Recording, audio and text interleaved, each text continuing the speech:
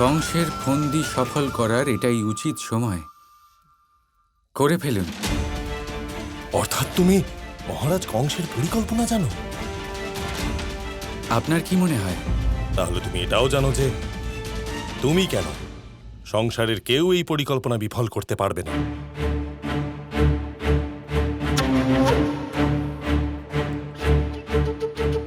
হয়তো আমার এর মধ্যে পড়াই উচিত নয়।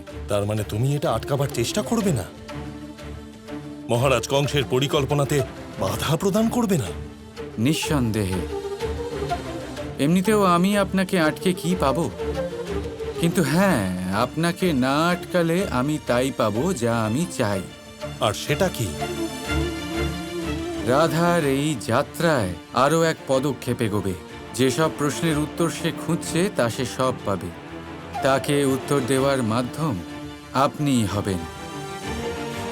এবারে যেটা রাধা চায় সেটা হতে চলেছে অক্রুর মশাই। এটা অসম্ভব কৃষ্ণ। রাধা মহারাজ কংসের কথা পূরণ করতে চায়, যা কখনো সম্ভব হবে না। অক্রুর মশাই, আপনার দৃষ্টিভঙ্গি এখনো কিছুটা ছোট। আপনি ভাবতেও পারেন না যে রাধা কি চায়। কিন্তু হ্যাঁ, কংসের তরফ থেকে যদি কেউ থাকে যে ভবিষ্যতে এই পুরো ঘটনা বোঝার ক্ষমতা রাখে, তাহলে সে শুধুমাত্র আপনি।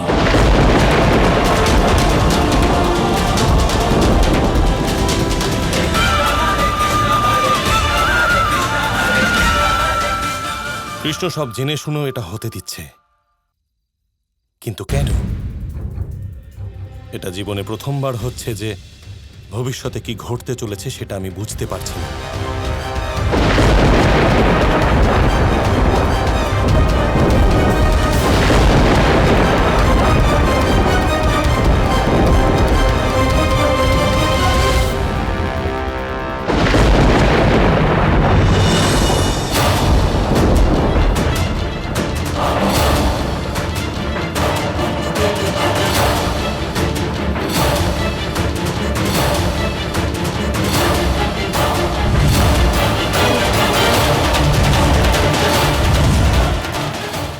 যখন বর্ষণা সমস্ত নারী মহামায়ার মায়াতে জড়িয়ে যাবে, তখন কি করে মহারাজ কংসের বিরুদ্ধে তারা রুখে দাঁড়াবে?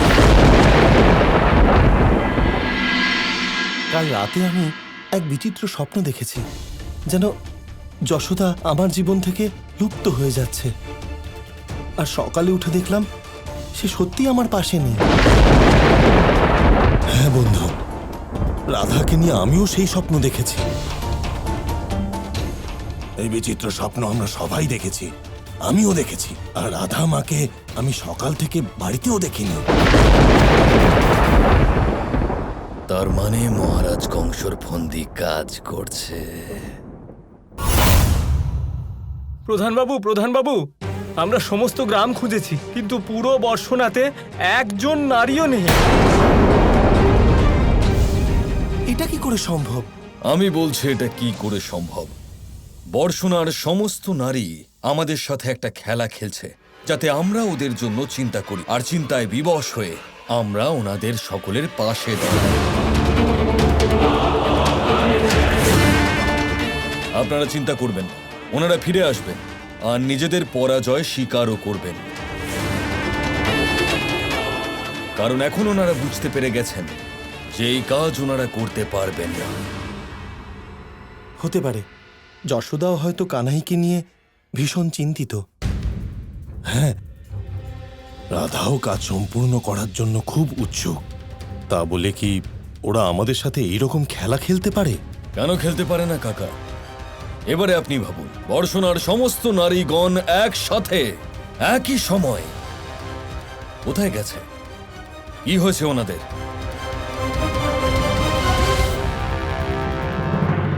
সব পুরুষরাই তো এখানে আছে, কিন্তু কৃষ্ণ কোথায়?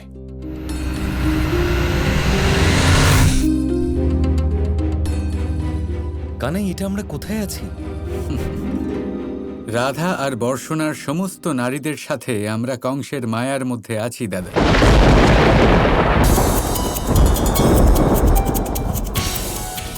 এটা কি করে সম্ভব?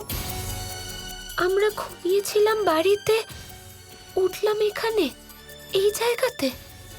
হ্যাঁ, কিছুই বুঝতে পারছি না। আর আমরা এতক্ষণ ধরে এখানে ঘুরে যাচ্ছি, কিন্তু একজন পুরুষকেও দেখতে পাচ্ছি না। অন্তত একজন পুরুষকে দেখতে পেলাম।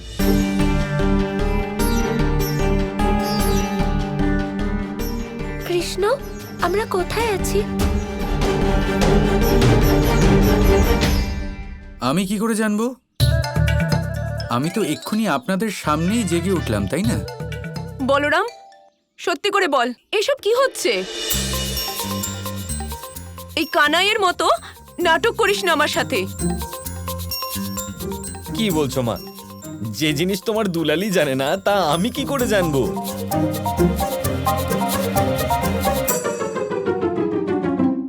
কিন্তু আমাদের তো হাটে যেতে হতো, না হলে আমরা সবাই বাজি হেরে যাব। আর আমরা কখন থেকে এখানে ঘুরছি, এখান থেকে বেরোতেই পারছি না।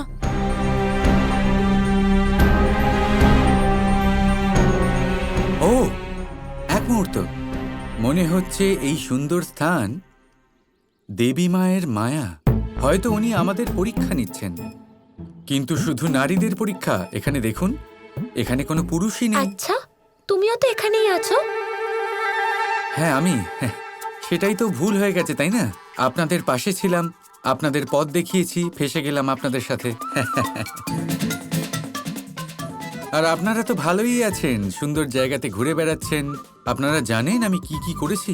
আজ মহানবমীতে আমি দেবী সিদ্ধিদাত্রীর জন্য দৈব যজ্ঞের এক বিশেষ আয়োজন করেছি। বিশেষ আয়োজন। আর আমরা সবাই দেবীর জন্য যজ্ঞ করে তাকে প্রসন্ন করব, ঠিক আছে? কিন্তু যতক্ষণ আমরা এই মায়ায় জড়িয়ে আছি, এমন যেন না হয় যে আমরা কংসের বাজিটাই হেরে যাই, আরো ও আমার কানাইকে নিয়ে চলে যাক। মা, আপনার ভয় দূর করার জন্য আর আমাদের ভক্তির শক্তিকে দৃঢ় করার জন্য আমি আপনাদের বাকি কাহিনী শোনাচ্ছি।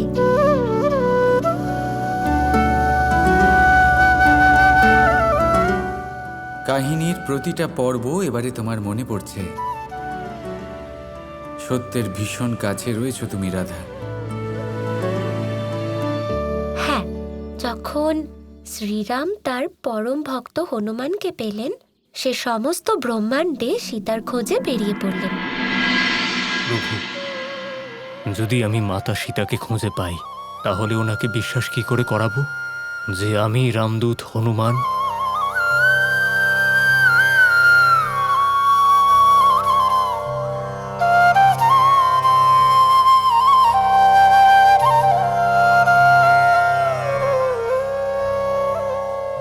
হনুমান, এই আংটি, এটা আমাদের প্রেমের চিহ্ন।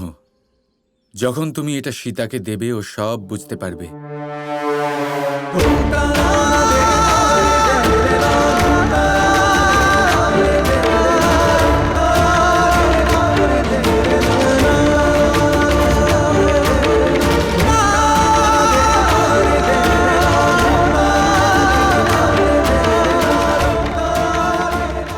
জয় শ্রীরাম।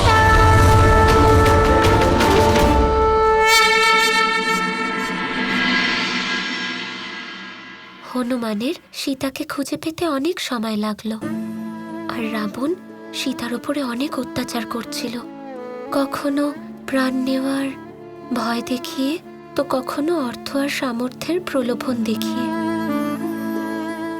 কিন্তু দেবী সীতা, উনি কেবলমাত্র শ্রীরামের চিন্তায় মগ্ন ছিলেন, আর শ্রীরাম দেবী সীতার চিন্তায়। শ্রীরাম আর সীতার মধ্যে দূরত্ব ছিল, কিন্তু প্রেমের অভাব ছিল না। অনেকটা সময় ধরে শ্রীরাম আর সীতা দুঃখ ভোগ করেছিলেন, কারণ তারা একে অপরের থেকে দূরে ছিলেন। আর তারপর একদিন হনুমান দেবী সীতাকে খুঁজে পেলেন।